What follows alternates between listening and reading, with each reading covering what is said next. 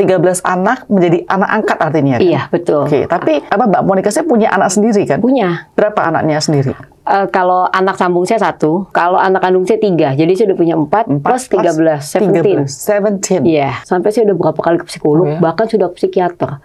Karena memang dari 13 anak ini, ada 1 anak dengan berat hati, kita taruh dia di pesantren. Jadi dia itu, untuk anak patuh dia udah bisa bilang, kalau dia dikasih tahu sama susternya, Mbak ya, nggak good. Nanti saya potong-potong, saya taruh di karung, saya buang. Masa anak patuh udah bisa bicara seperti itu? Terus megang bayi susternya. Itu anak patuh masa seperti itu?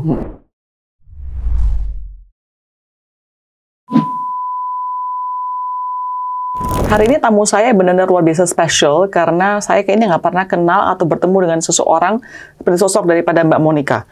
Di mana kamu itu terkenal, ya, Mbak Monica itu terkenal mengadopsi, mengangkat banyak anak menjadi anak Anda. Iya. Berapa total yang Anda adopsi? 13. 13. Iya. 13 anak menjadi anak angkat artinya kan? Iya, betul. Oke, tapi Mbak Monica saya punya anak sendiri kan? Punya. Berapa anaknya sendiri? Kalau anak sambung saya 1.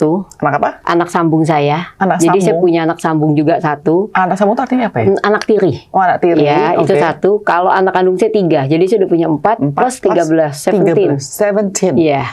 Wow, oke. Itu hidupnya kayak gimana dengan 17 anak satu rumah itu gimana? Udah kayak roller coaster. Roller coaster. Ya. Kalau jujur ya, udah kayak roller coaster. Dan saya udah punya 2 cucu. Wow, Ya. oke. Masa mukanya masih muda banget begitu? Wow, oke. Alright, let's hear the story ya. Kok bisa demikian? Saya by the way punya 3 anak aja di masa roller coaster, apalagi dengan 17 anak ini nggak bisa imagine. Mungkin a zoo kali mau roller coaster ya. Oke, Mbak Monica. Tadi kan Anda bilang, oke, ini dia pertama-tama anak tiri dulu. Iya, ada 1. Umurnya sekarang berapa? Sekarang udah nikah itu. Oh, udah punya anak? Nikah udah punya anak. Oke. Udah. Terus yang 3 anak saya, itu? Iya. Yang pertama, dia sekarang udah kuliah di Boston. Oke. Ya. Berarti umur berapa? 20 tahun tahun 20 ini. tahun.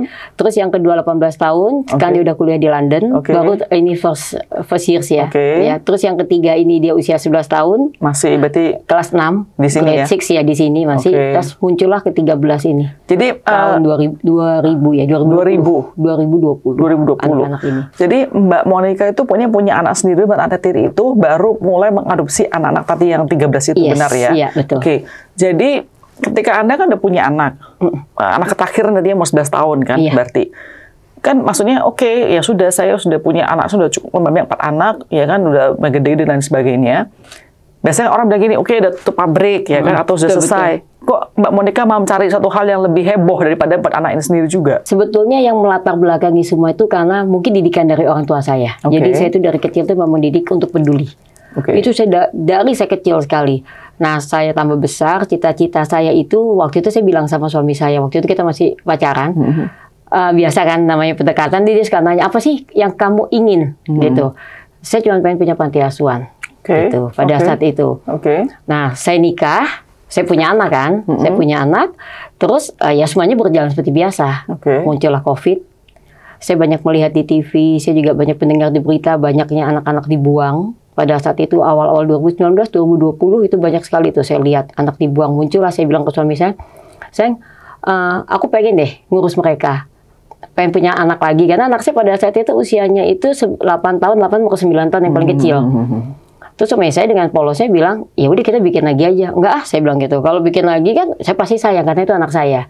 Sedangkan di luar sana banyak sekali anak-anak yang membutuhkan kasih sayang saya. Itu yang saya mau. Itulah melatar belakangi ini semua sebetulnya. Tapi kan Mbak Monica tadi bilang cita-citanya membuat satu panti asuhan. Iya. Kenapa nggak bikin panti asuhan aja daripada maksudnya mengangkat anak sendiri, adopsi anak sendiri? Nah, kalau panti asuhan itu yang jadi gini sebetulnya, saya itu punya juga ormas perempuan yang bergerak di bidang sosial.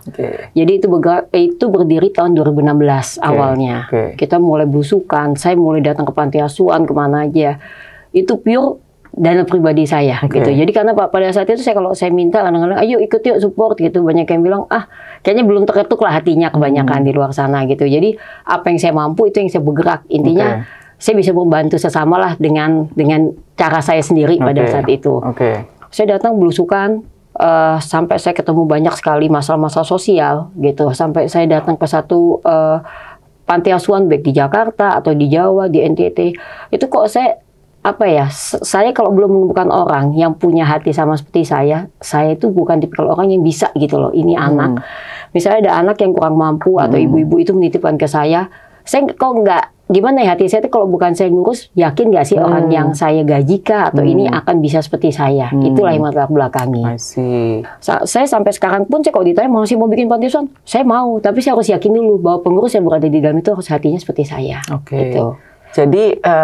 Jadi tadi kan Mbak Monica bilang gara-gara hal tersebut terketuk dengan banyak orang membuang anaknya, anak terlantar, akhirnya mengadopsi anak pertama tahun 2020 semuanya. Langsung. Semua 2020 itu. Yes. Jadi sekaligus at the same time. Iya. But different month. Different day. 2020 dia langsung 13 anak tuh 2021 tahun. 2021 tahun. Oke. Jadi pertanyaan saya pasti paling mendasar nih.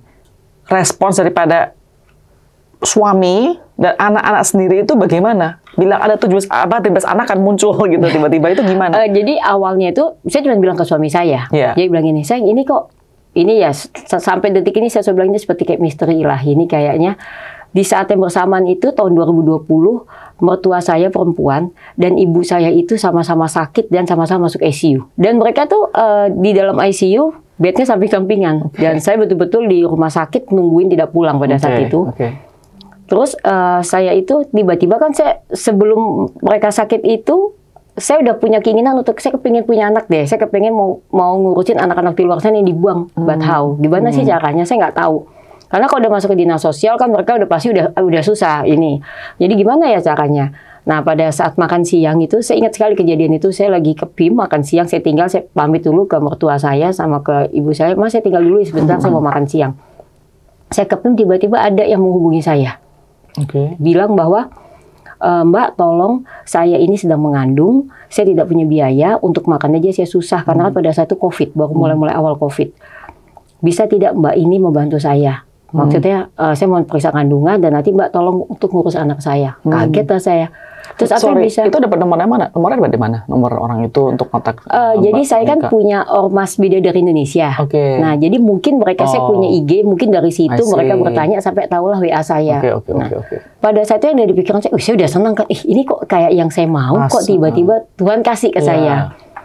Saya tidak banyak berpikir, hanya dalam pikiran saya, oh ya Mbak, apa yang bisa saya bantu? Bisa nggak Mbak transfer lah sejumlah dana karena dia belum periksa kandungannya pada saat itu udah 7 mau ke 8 bulan.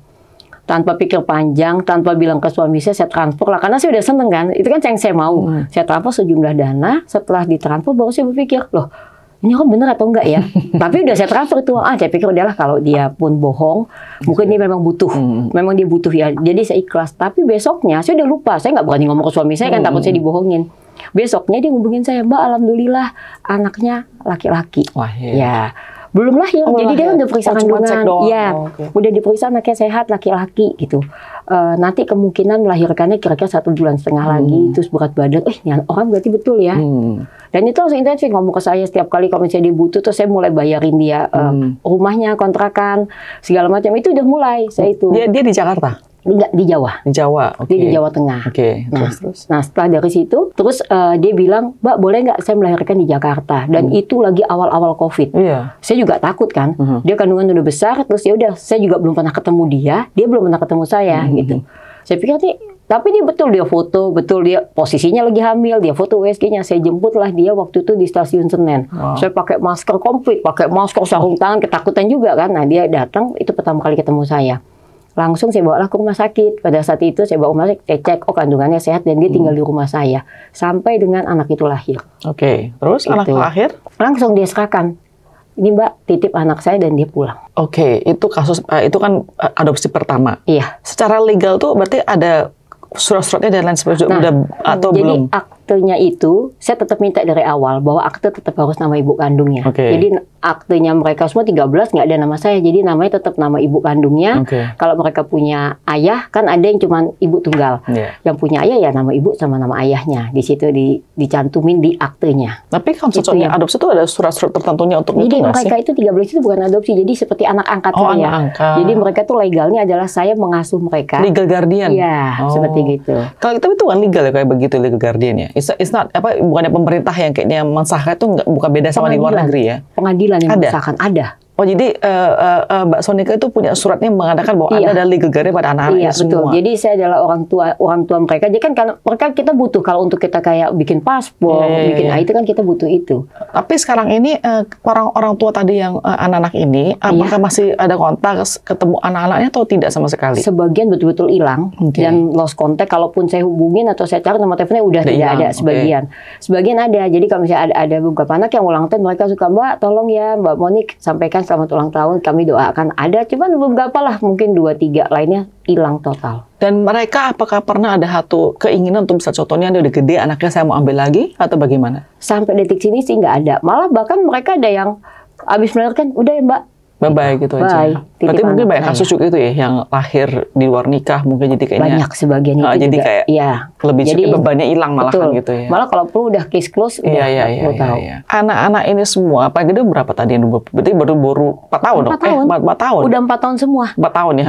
Jadi paling besar itu lahir 18 Maret, yang paling kecil kemarin baru ulang tahun 27 Oktober. Anak-anaknya berarti apakah tahu bahwa mereka itu adalah bukan anak asli, anak kandung daripada Mbak Monika atau gimana? Sampai detik ini sih mereka nggak tahu. Nggak tahu. Ya mereka taunya ayah bundanya ya bunda ini bunda ini ayah, ini kakak-kakaknya manggilnya ayah bunda, semua sama. Jadi anak kandung Anda pun juga manggilnya ayah bunda juga? Iya, semua. Oke. Terus kalau yang tadi anak kandungnya Mbak sendiri itu terhadap berarti adik-adiknya dia mereka itu bagaimana responsnya? Nah anak saya itu perempuan cuma 1. Yang mana? Yang kecil? Enggak, yang nomor 3 ya. Kalau anak yang pertama anak sambung saya kan yang pertama laki, terus anak saya laki, perempuan ditutup laki. Oh tadi di London itu? Iya, yang di London. Nah dia itu cuma 1. Jadi pertama kali saya bilang, Val nanti namanya Valerie. Jadi Val nanti mau punya adik kan ya, ada adik. Saya ceritain lah secara singkat. Terus dia bilang oke. Laki atau perempuan? Itu pertanyaan pertama pada saat itu. Saya bilang laki, oke laki. Karena dipikir, oh I'm the one and only, I'm princess. Ternyata perempuan. Itu pertama kali dia kaget. Why? Jadi dia sempat ngomong, sempat nangis pada saat itu. Kok perempuan sih gitu? Bunda ini curang ya ngomongnya laki. Itu saya kasih tahu kan. Saya kasih tahu, Val nggak boleh begitu. Kita kan kalau menolong orang, mau laki mau perempuan kan harus kita tolong. Terus dia mungkin berpikir pada saat jadi karena saya ngambil bayi itu kan ada yang saya ngambil juga di jauh. Jadi saya karena baru lahir kan nggak mungkin naik pesawat. Saya perginya naik pesawat, pulangnya itu saya lewat darat. Sepanjang jalan itu dia nelfon saya, Bunda udah sampai di mana? Bunda berkayu. Terus dia selalu tanya ke saya sampai di rumah dan dia ngelihat bayinya. Pada saat dia ngelihat itu adiknya yang perempuan, di situ dia langsung jatuh cinta. Jadi tidak ada penolakan. Kalau ini adiknya Valerie, jadi my little sister itu pertama kalinya. Kalau yang laki sama sekali nggak ada penolakan, sama sekali. Nah tapi mereka nggak merasainnya kok rumahnya tuh aja baik sekali gitu. Saya kan nanti tambah 13 orang kan, maksudnya that's a lot. Terus umurnya semua sama lagi. Pasti imagine kan. Jadi gimana? Kalau buat mereka sih intinya yang penting Bunda happy. Jadi mereka dukung. Itu saya juga bingung. Anak saya ini juga dikasih hati juga yang luar biasa. Sama sekali tidak pernah ada penolakan. Dan mereka menyayangi adik-adiknya 13 yang walaupun rumah jadi berantakan. Yang tadinya ada ruang keluarga sekarang jadi tempat main buat adik-adiknya. Yang tadinya mereka udah umur segini udah dunianya kan udah bukan dunia anak. Sekarang jadi penuh mainan adik-adiknya itu kan sebetulnya kan suatu pengorbanan juga buat mereka gitu. Tapi mereka happy. Bahkan sekarang mereka udah mulai, yang satu udah mulai di Boston, udah tahun kedua, yang satu di London itu mereka kalau nelfon saya tuh video call yang dicari adik-adiknya. Lagi apa kayak gitu. Kangen, jadi kan mereka mungkin kalau di rumah tiap hari rame, setelah mereka kuliah kok sepi gitu. Walaupun ramenya setengah mati. Nah, Mbak Monika itu menjaga anak-anak ini, apakah ada pembantu atau suster bantu juga? Ada, setiap anak satu suster. Satu suster? Iya. Nah, kalau kan pergi naik, misalnya mau ke mall itu mobil apa yang dipakai ya? Saya kalau pergi itu 3 mobil. Oh gitu? 3 mobil tuh ikut. Karena 13 anak kali 2 kan. Karena susternya kan satu-satu. Iya, 26. Iya, 26. Kalau kita jalan-jalan juga. 13 kan tapi anak yang ada kecil-kecil. Iya, kecil. Terus yang kalau tambah sendiri anaknya ada 4. Ada 4. Tambah suster. Biasanya ada suster lagi 1. Sama kamu sama suami kamu. Jadi kita kalau pergi itu waktu itu kita jalan-jalan ke Bali sama mereka udah hampir 50 orang itu semuanya. Wow. Rame dan itu anak semua jadi kaget. Pesawat aja bingung. Pasti. Garuda tuh kalau, oh my god gitu. Mereka bingung banget, makanya ini keluarga. Iya, tak semua gitu. Semua kaget. Pasti dong. Pasti. Kalau kita jalan ke mall, apalagi waktu mereka masih kecil di stroller semua itu kan udah kayak, semua boleh semua. Iya semua stroller satu suster gitu. Jadi gue bayangin, satu. Orangnya biasanya nggak akan percaya. Ini anaknya semua, nggak akan percaya. Sekarang udah mulai sekolah atau belum ya? Udah sekolah. Jadi mereka udah mulai sekolah 1,5 tahun udah saya masukin sekolah. Terus semua sekolah sama juga? Sekolahnya sama semua. Jadi atau berondongan gitu ke sekolah juga? Sekolah semua. Jadi kayak itu udah satu kelas seperti kayak begitu? Enggak, saya juga jadi karena ada 5 kelas jadi dibagi 5. Mereka dibagi 5 kelas. Mbak Monica bagaimana menjaga kewarasan intinya sebagai seorang ibu? Pasti kan namanya terbuat ya. Pasti. Apapun juga ya. Itu kan pasti ada capeknya, ada frustrasi, kadang marah, emosi dan sebagainya. Gimana nih Mbak Monica? Intinya gini, setelah mereka tambah besar, kalau dulu mereka kecil kan, aduh lucu ya, saya gendong satu-satu. Semakin mereka bertambah usia, mulai kenakalan kecil. Awalnya sih kecil, waktu dia udah mulai 2 tahun, kok anak ini dulu kecilnya diem, kok udah mulai nakal ya? Kok yang tadinya manis, udah mulai cerewet. Jadi udah mulai. Nah puncak-puncaknya waktu 3 tahun itu saya juga udah mulai bener-bener berada di puncak. Rasanya mau teriak, kalau bisa teriak nih. Terus sampai sempat saya dalam hati saya tuh, aduh, ngapain sih dulu anak saya ambil, itu sempat. Itu betul-betul sempat, apalagi makin bertambahnya ini ya, anak-anak ini tambah besar. Karena mereka udah muncul karakter aslinya sekarang ini. Muncul karakter asli yang nakal, tambah kelihatan nakal. Yang pinter terlihat pinter, terus yang nurut itu terlihat nurut. Bahkan yang saya kaget, karena saya biasa dari kecil merawat anak-anak saya semua itu, mereka itu kan memang dari kecil saya selalu ajarin akhlak. Yang utama tuh akhlak. Pinter itu bonus, saya selalu bilang kayak gitu. Dari kecil itu saya selalu ngajarin ke mereka. Jadi kalau kamu itu punya akhlak yang baik, kamu akan tahu mana yang boleh, mana yang nggak boleh. Itu saya ajarin sama anak-anak saya semua, termasuk yang ke-13 ini. Jadi saya tidak pernah melihat anak-anak saya itu sampai dengan usia segini dia berperilaku yang aneh-aneh. Dan itu terlihat ke-13 anak ini sebagian perilakunya, aduh, ampun. Kadang-kadang saya berpikir, saya salah di mana yang ngedidiknya dengan fasilitas yang udah saya kasih sama seperti anak saya. Sekolahnya pun sama seperti sekolah anak saya dulu. Jadi semuanya tuh sama. Anak saya itu 1 suster 1 anak. Ini juga 1 suster 1 anak. Susunya sama, dokternya sama. Mungkin saya udah berusaha adil, walaupun dia bukan darah daging saya gitu kan. Tapi kan saya selalu bilang, kalian tuh semua anak-anak bunda, walaupun bukan lahir dari rahim saya, tapi lahir dari hati saya. Itu selalu saya ngomong. Oke, tadi Anda mengatakan satu kata yang menarik ya, bahwa karena ada satu perasaannya, kenapa sih gue kerjain ini, kenapa sih gue dulu adopsi anak dan sebagainya.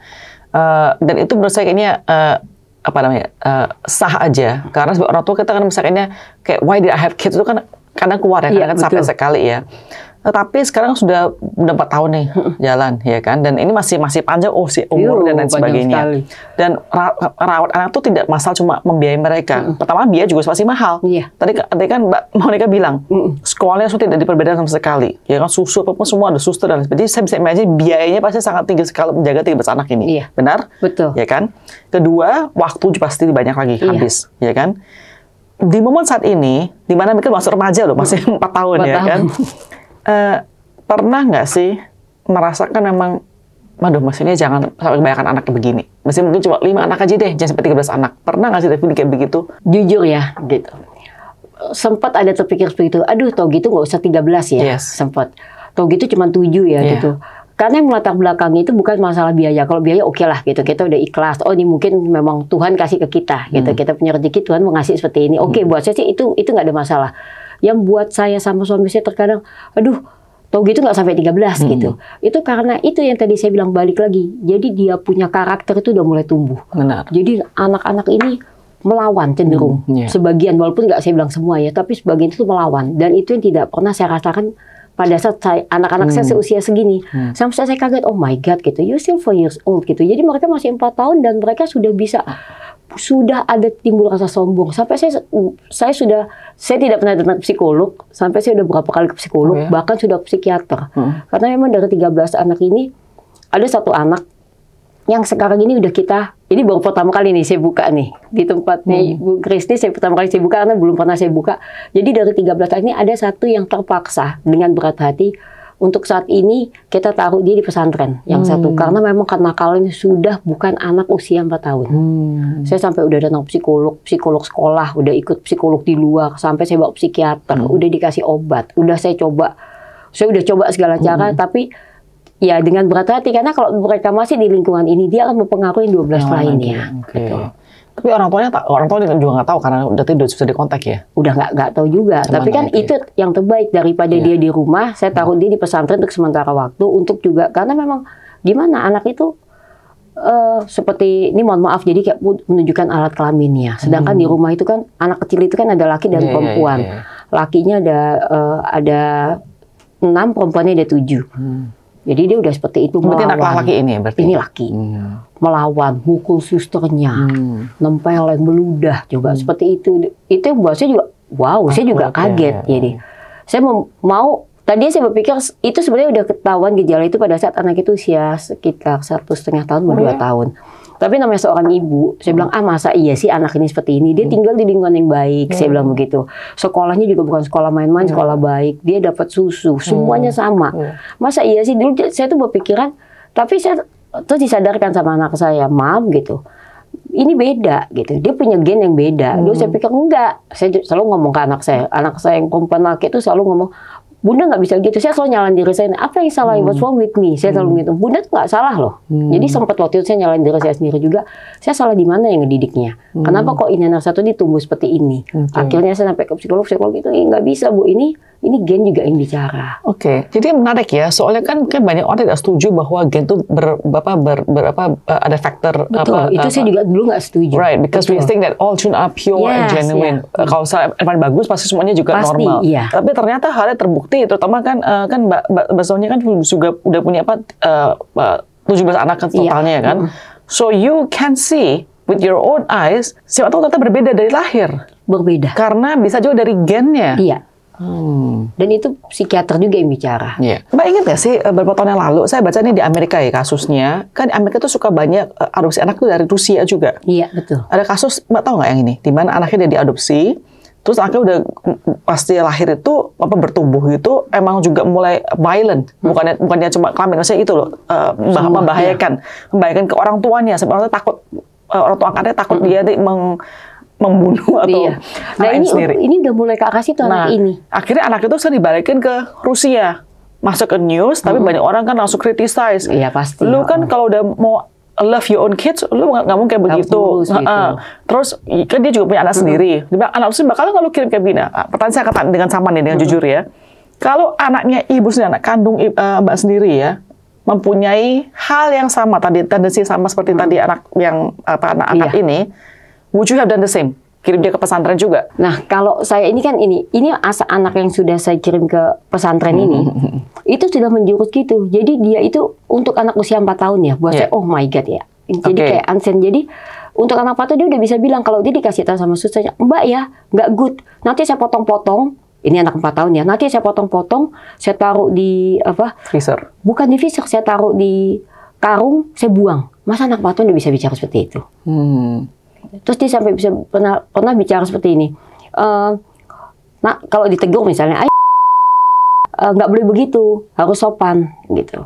Jadi kalau kita tegur nanti dia ngeludahin kita, mukul, betul-betul mukul, terus megang kayu susternya. Itu anak 4 tahun masa seperti itu. Itu yang saya bingung. Itu akhirnya, aduh saya nggak bisa gitu. Maksudnya walaupun dengan berat hati. Dan mungkin kalau pada saat itu saya ada di Jakarta, mungkin saya masih namanya seorang ibu ya. Tapi pada saat kejadian seperti itu yang lagi parahnya itu, saya lagi nemenin anak-anak saya kemarin. Anak-anak saya kan sekolah ya. Yang pertama kan masih first year di London, jadi saya tungguin sampai dia cari apartemen. Jadi saya pastinya.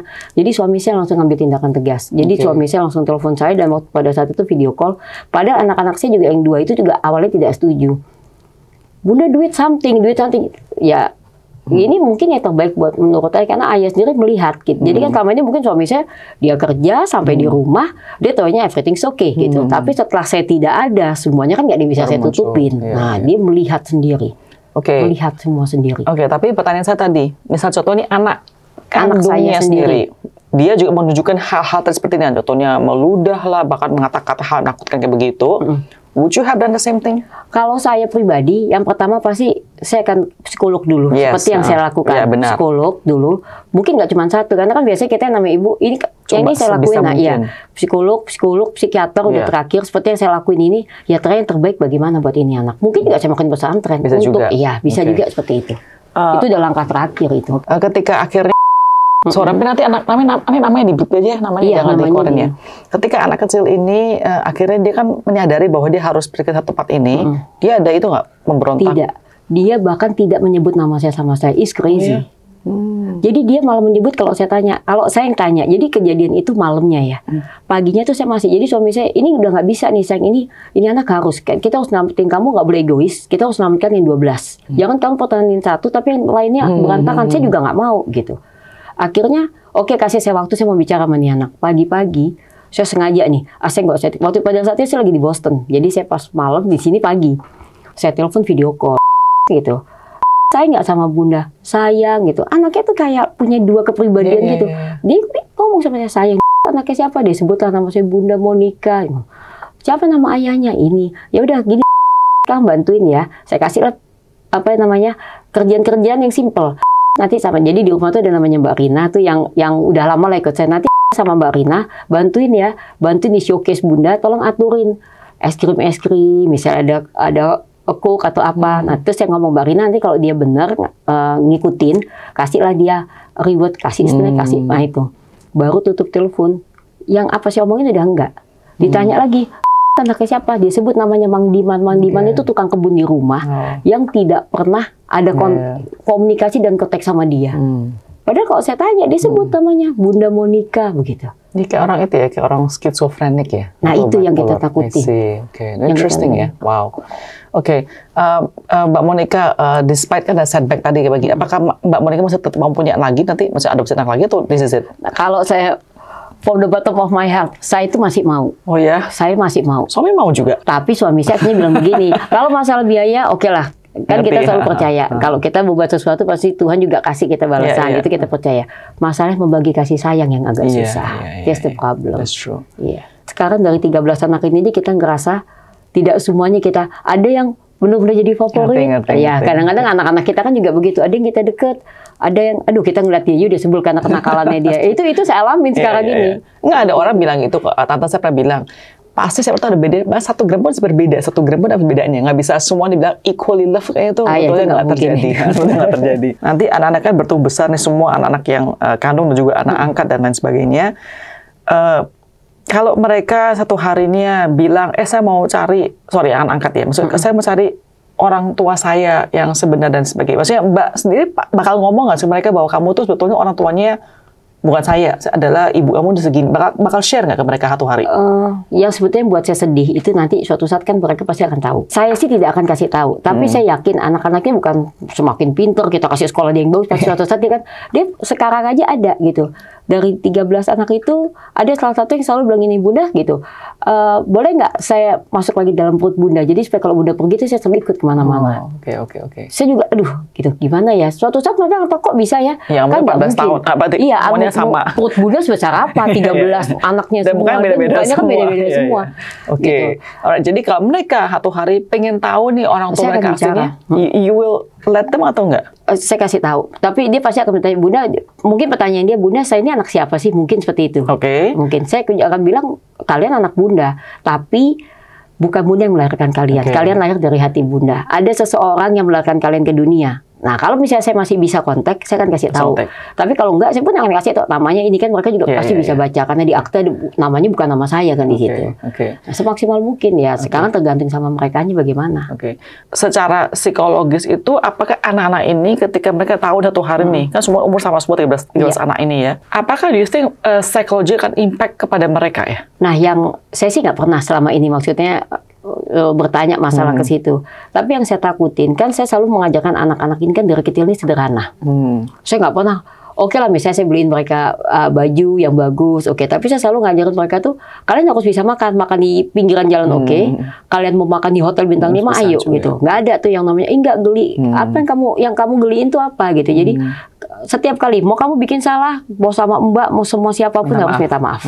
Tanpa terkecuali. Saya bilang kayak gitu. Harus menghormati orang tua dan orang yang lebih tua. Itu dari kecil. Tapi ada yang mengikuti, ada yang enggak.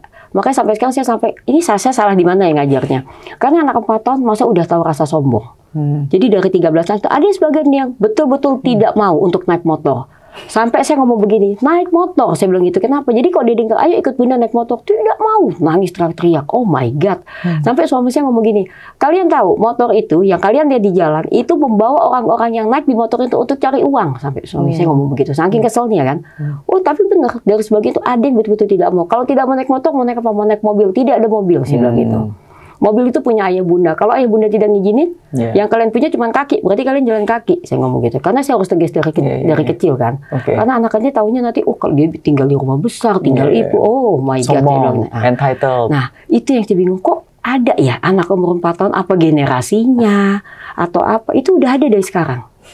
Jadi kalau beli, bahkan temennya kalau misalnya temennya di sekolah, dia temennya tuh punya sepatu baru, tas baru. Bisa pengen. Dia ngomong, itu tasnya baru ya? Beli di mana? Harganya berapa? Tidak semua anak ya, saya bilang. Tapi ada beberapa mungkin dari 13, 5 atau 6 anak seperti itu.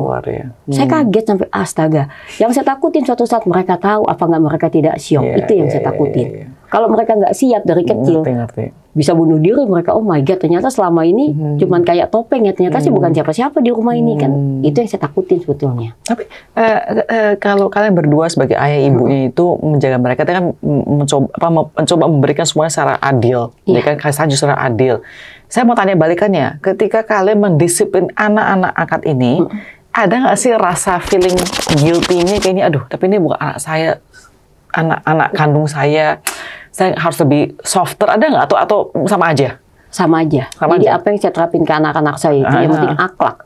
Nggak apa-apa deh kalian bodoh, tapi kalian punya akhlak yang baik. Karena kalau kalian pintar, kalian nggak punya akhlak, hancur ini, saya bilang gitu. Jadi nggak ada dunia hancur kalau kalian seperti ini. Jadi saya tuh akhlak. Nggak ada istilah biar bodoh nggak apa-apa deh, saya bilang kayak gitu. Yang penting akhlak buat saya. Tapi untuk kajian akhlak itu susahnya luar biasa. Susahnya luar biasa. Jadi nggak merasa ini kan, oh ini kan angkat, jadi saya harus lebih hati-hati sama mereka. Masa main aja justru ya. Tapi juga nggak melebihi. Pokoknya intinya sama treatment antara anak kandung dan juga anak angkat ini semua. Tadi kan bilang dulu pengen jadi punya panti asuhan. Ya, masih ada rencana nggak mau ganti atau mau. Cuma kalau ketemu orang tepatnya. Iya, betul. Karena selama ini untuk mencari orang yang jiwanya sama seperti saya, yang betul-betul. Ya susah, saya nggak pernah ketemu. Yang punya angkat 13 anak langsung kayak begitu, that's amazing loh, that's amazing. Dan itu memang ya, kalau kita melihat kondisi di Indonesia, banyak banget anak yang terbuang itu memang betulnya. Itu yang buat saya akhirnya, yuk kita bergandengan tangan, but how? Nah itu akhirnya baliknya ke situ. Kalau saya bukan menemukan orang yang tepat tuh buat saya, jangan hanya untuk yuk kita bikin hanya untuk cuma nama, habis itu selesai. Itu yang sebetulnya saya nggak mau. Saya maunya, yuk kita punya kemampuan, Tuhan kasih kita. Yang penting kan Tuhan kasih kita sehat dulu. Kita sehat, kita punya otak untuk ngebantu sesama. Habis itu kan, ayo kita sama-sama gimana caranya. Nah itu yang terkadang masih susah sebetulnya, susah sekali. Mbak agama apa boleh tahu? Muslim, Islam. Islam ya.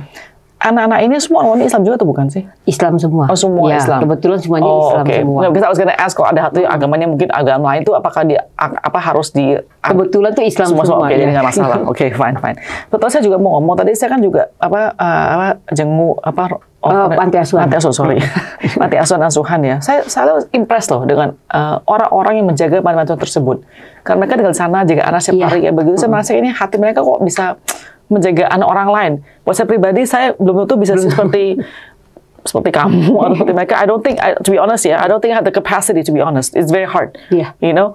Jadi saya selalu always impress people such as them and definitely impressed by you. I mean that's, I don't know, kagum banget sih. That's amazing. I cannot imagine. Jadi all the best to you, and terutama ya semoga anak-anak ini yang tadi telah mendapatkan menurut saya satu berkat ya, another alternative in life, jadi kasih chance yang luar biasa amazing, ya kan? I hope that they become beautiful kids yang bisa membanggakan kamu dan suami kamu. Itu kita harapin ke depannya. Mereka akan hidup lebih baik lagi. Yes, exactly. Ya, dengan akhlaknya. Sebenarnya intinya buat saya sih, saya ingin nyelamatin mereka. Mungkin Tuhan memilih saya dan suami saya, pasti ada tujuannya. Jadi saya selalu berpikiran, udahlah gitu. Jadi kalau suami saya udah sayang, kamu tuh udah cari uang aja. Saya selalu ngomong, ya namanya suami, kalau ngeliat, aduh anak-anak, dia lagi nakal, dia lagi, udah biarin saya. Makanya kadang-kadang saya bilang, gila ya hati lo tuh, kalian teman-teman saya, sesabar apa sih nih, gue aja anak 2, benar,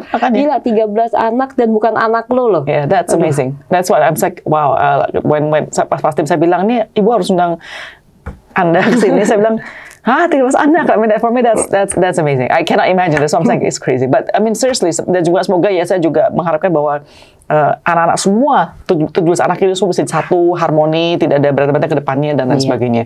Who knows ya, maybe one of those kids bisa meneruskan pekerjaan kamu, cita-cita kamu, malah bantu orang benar lagi. Itu yang saya mau. Ada rippling effect-nya kan. Betul. Thank you so much loh for coming. I appreciate it loh. Thank you. Sama-sama Ibu.